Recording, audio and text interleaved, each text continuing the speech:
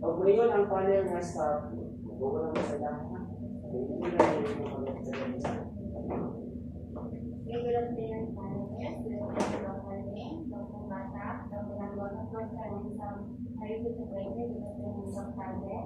So we are standing in front of you to propose a research, but before that, allow us to introduce ourselves first. I am Jenny Ramos. I am Rosette Ramos. Margaret Villarreal. I am Berlin System. I am Arjen Atina Marco. Okay, so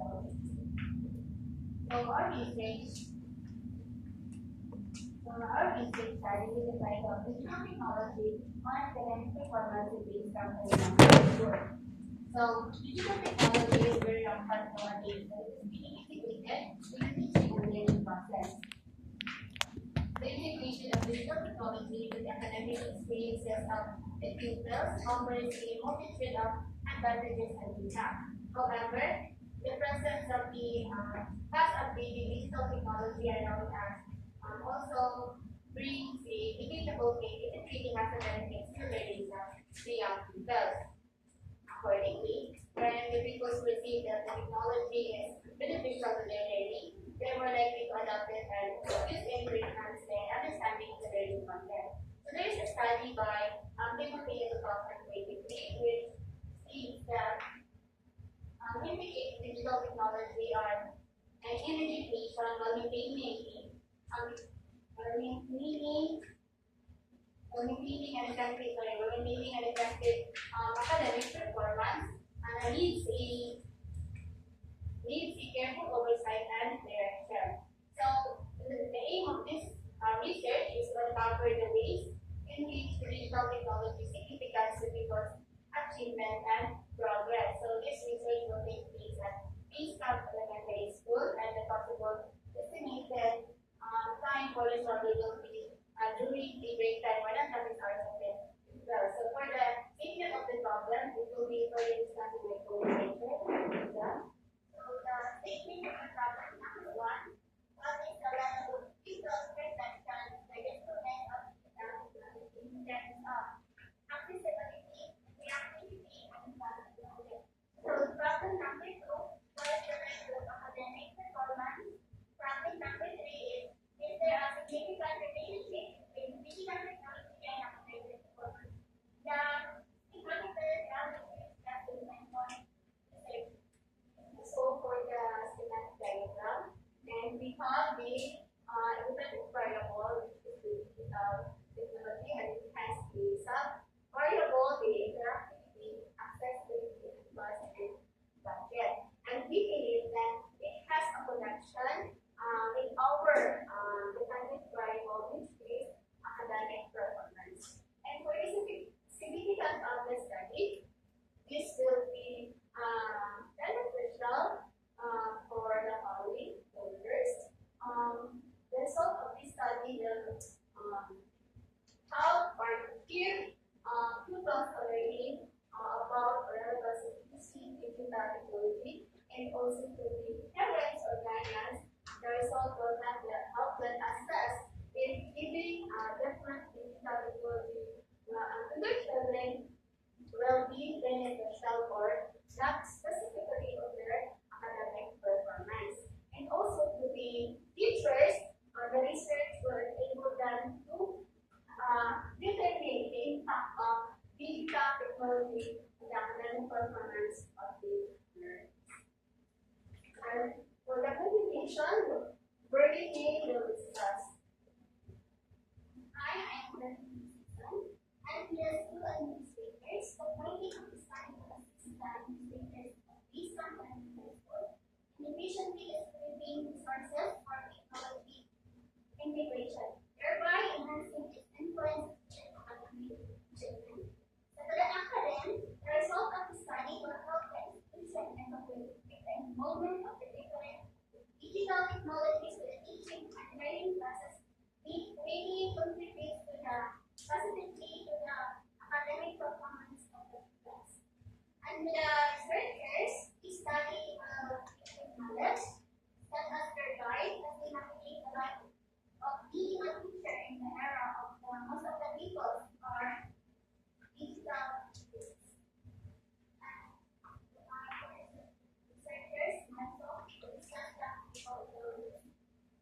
I am Ariana Marlo.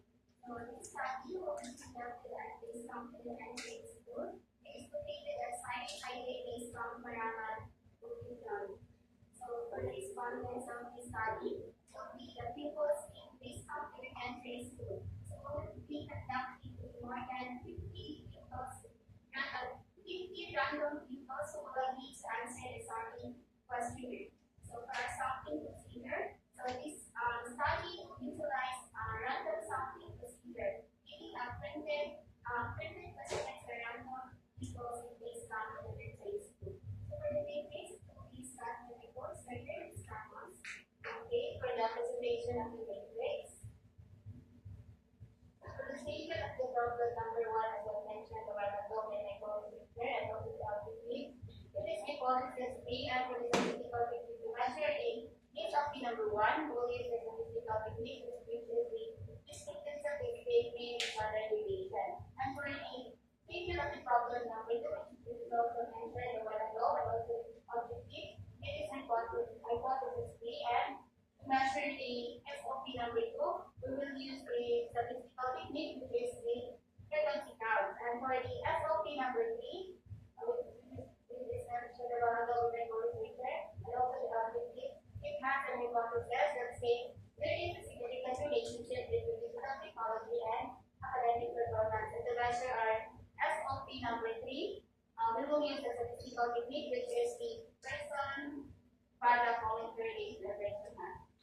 So thank you so much, each one of you doc, for listening. We're now ready to listen to your questions and explanations. So improve your record. And as I do along, as I do your questions, this is another last year. There's understanding of there have been some different year last year. I just want to go get this issue there. Was validated that the cancel and the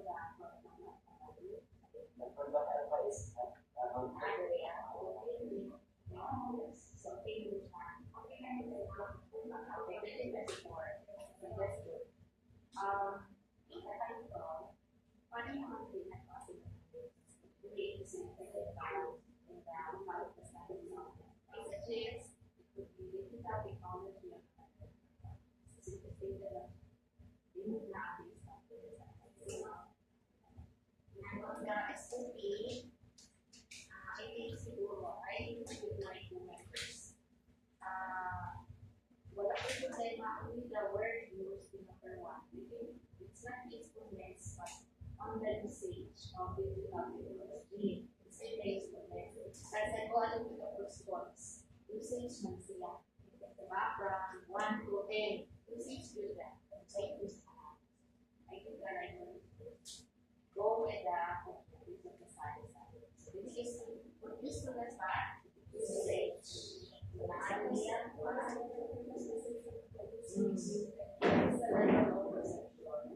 Usage of digital technology in terms of ABC. Ano number days? So go na po siya sa objectives, diba? Kung sa ito mo, yeah.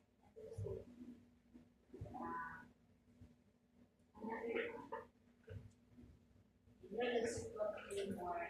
It's not accurately in this state. For example, in the exam, we learn theory and more. There are theories that says that digital technology has to be activated academic performance. So you have more. So yung schematic diagram on page 13, digital technology usage or academic performance in these documents. So figure 1 shows diagram reflecting on. So kailangan na naman yung direction ng topic. The direction ito na digital technology or academic performance. At ito, kailangan yung nasample sa digital.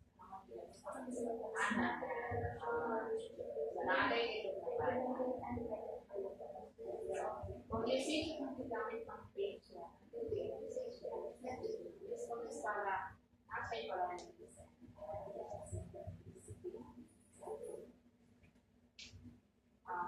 page 18, here because it is according to CQ, so you need to hide the lines. So wala na siyang lines. So, according to CQ, hide na po yung para wala siya din yung para magbasa siya. You just hide the lines.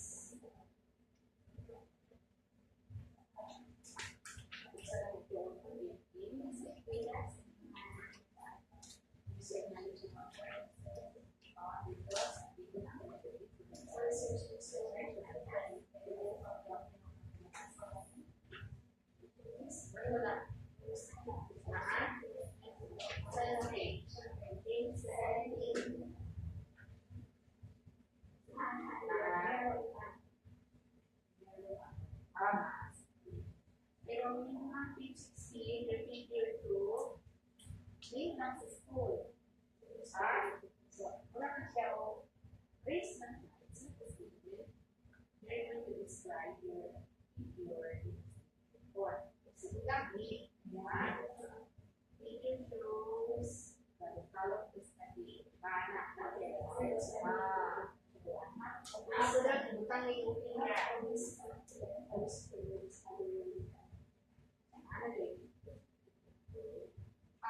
your response is 60. Pero walang ibutang ko yung page 15, what grade level. Ibutang lang din yung 50, random, select units to have more interest in answering our questions. So, what's up with it? It's not grade level. What grade level?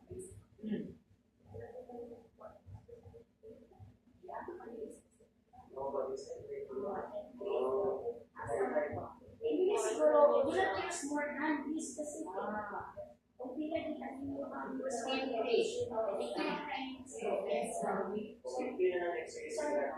natin siya, ha?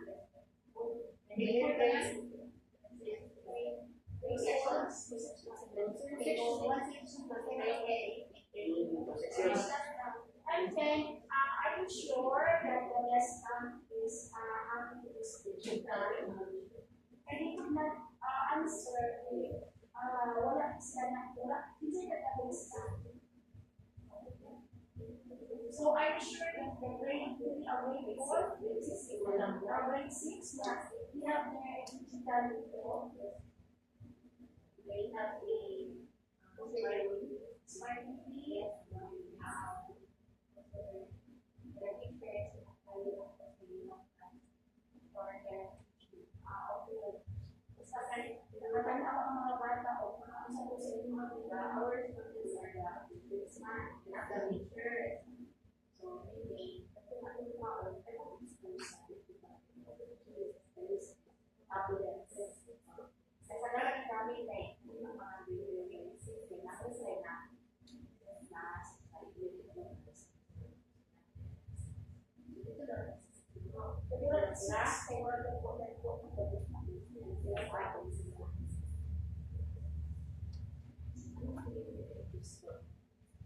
what gives you motivate why you were able to decide to study? Because you want to know digital technology, really want to benefit about the benefits of digital technology, specifically in the economic development.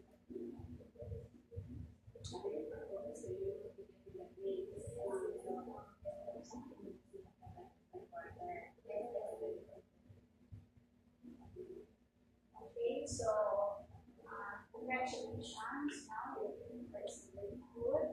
And then ang ako na is the spacing after like sa spacing at pagpapalin pag may sa internet mo ano siguro siya. Anyway, it was only parang then ang ano siguro niyo for the mo wala na siya ang kaya siya na siya page pero height siya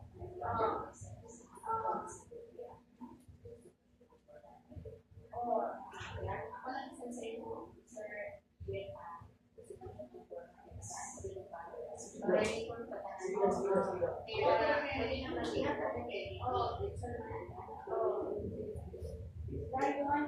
research design, you study the report at quantitative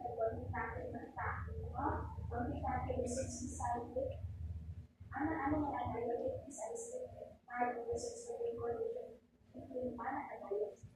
Insectan ng mga quantitative research design. So, kung as one part of the kalima, yung lower the road, yung two, of this family, first to the study with the ang mga mga mawasan siya.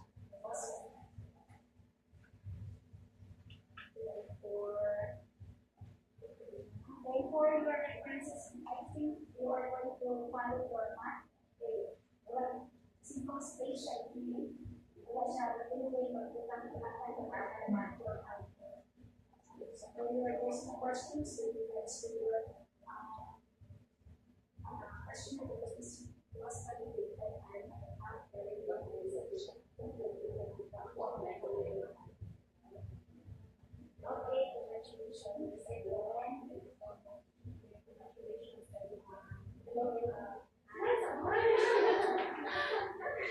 Congratulations because as I told Maria, there are 9 months. Minors of the session is facing. So that's actually page by page, I will be a collection on some of the elements I did by Michael and so just follow the correction page by page dialogue. How we can define the definition of terms. In page 19, define how you take meaning with the following terms.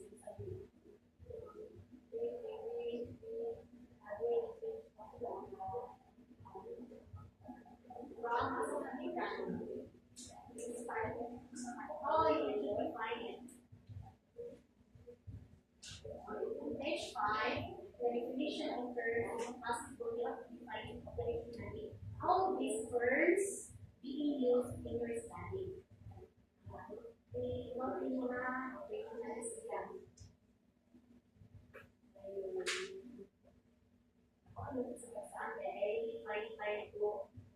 operational system. We are here to help you for improvement in your research. Good and human variables you define and I would like to comment on some of the variables. It's so long, it's not a long paragraph. So long. No? Yun simply summarize it. Roman tayo. Oh yes, page 12. I also comment in this diagram good siya kay it should be kanang schematic diagram with occupied full page isa. Ayun, ini methodology ang piling spacing dito. No one is so yung mas ito magiging sa ang format dito. Ako nung di after the research design, space sa pagkaisa ay ang words, no? Ako lang ay follow. Ako kung ako lang sa akong gana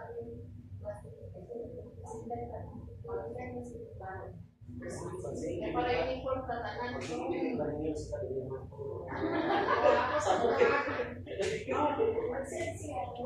Page 14.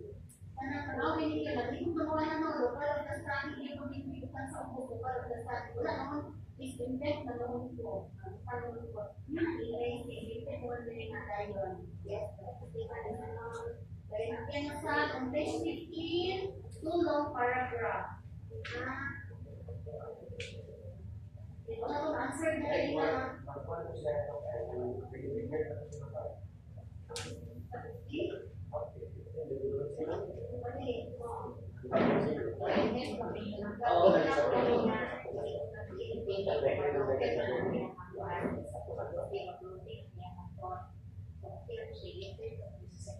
Oh, next paragraph niya, yung kung ikaw mag-rise. It's the whole background ng side. Yes, yun na. Para rin along yung index of the answered no one at least 1 to 5%. may question mark po, what will that then? Pero kung paano ka, nag-courses sa grade 6, sige, na-review ron. Break time na sila, kaya principal karon. Pwede ba? Kung ano ko nila? Ano okay na? What if kung pinigil ka ng princess, ang mga sa mga principals, pinigil ka before the grade 6. Kasi grade 5 mo, okay lang. Grade 5 na lang din, makasabi mo na mga grade 5 na ng grade 6. Kasi hindi ako pa ng grade 6 kaya hindi ko na hindi na tanggol na doon. Kaya yung mga principal ang palitis mo, dami na sa pwede. So grade 5 na lang, very sila na ang kapuso sa mga chess na mga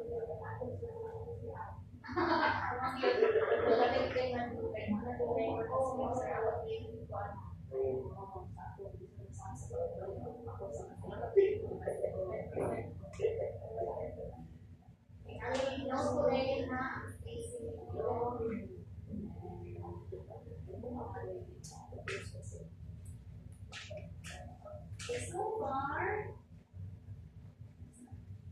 thank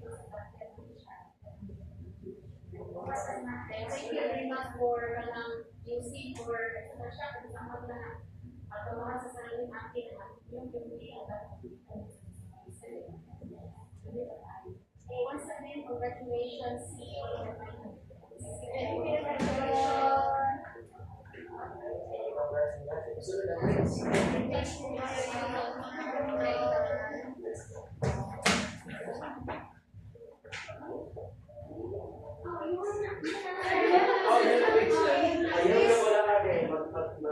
Mag-check ko sa inyong mga revise at sa text ako yung factor. Kailan na pwede, number, Number 6 na na yun na. isa ang wala na balik sa sila.